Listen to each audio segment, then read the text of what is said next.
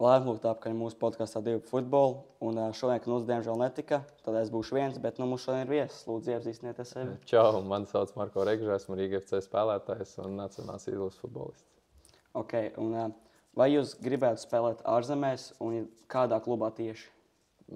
Jā, vienmēr esmu fanojis par Real Madrid. Vienmēr gribēju tur atrasties un ar draugu vienmēr skatāmies spēles un atbalstam.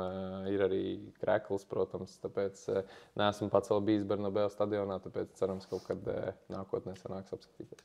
Ir kaut kāds intereses no ārzemju klubiem? Pagaidām līgumus galda nav, bet esmu brīvais aģents pēc 2 mēnešiem, tāpēc cerams beidzot kaut kādi piedāvājumi būs un pamēģināšu savus spēkus arī ārzemēs. Okay, un kādā šeit cik tu pats esi vērtīgs naudas ziņā?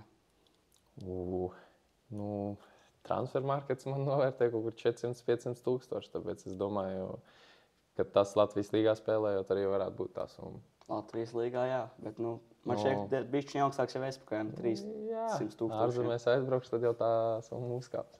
Cerams būs uz 1 miljonu 500 vērtīgiem spēlētājiem Latvijā. Cerams. Kādas sajūtas, ka būtu Rīga FC top golscorerim? Patīkams, jā, kā iepriekš domāju, kad parakstīju vispār, ka es priecājos, ka es atrodos Rīgā. Un pēc tam sanāca pirmajā gadā daudz asistu, un tad es jau sāku skatīties arī uz tām tabulām, cik katram tur golu vēsturē, un noliku sev tādu mērķi, kad man ir, kamēr līgums ir jāpārsit tas. Un tas arī sanāca, un gribētos arī, protams, tos apaļos skaitli tur 100 asistu, bet skatīsimies, kur būs. Okay, kāds par nonāca spēlēt Rīga FC komandā?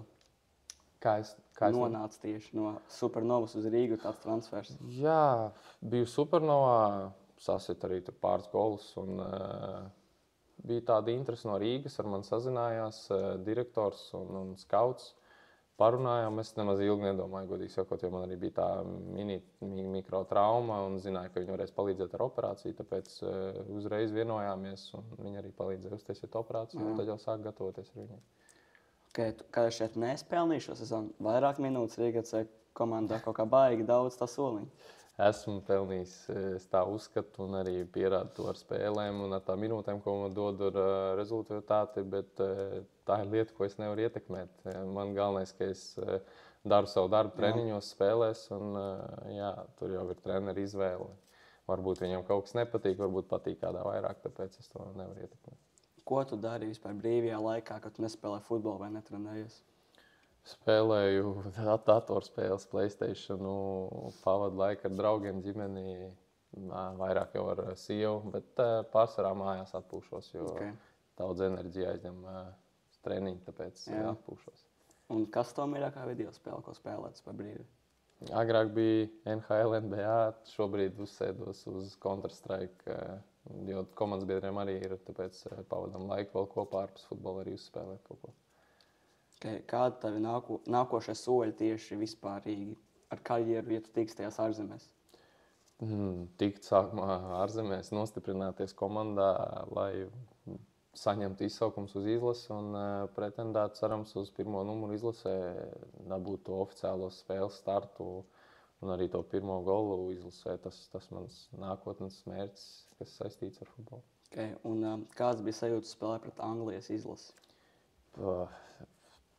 Ātrs futbols, cits līmenis, ātri pieņem lēmumus.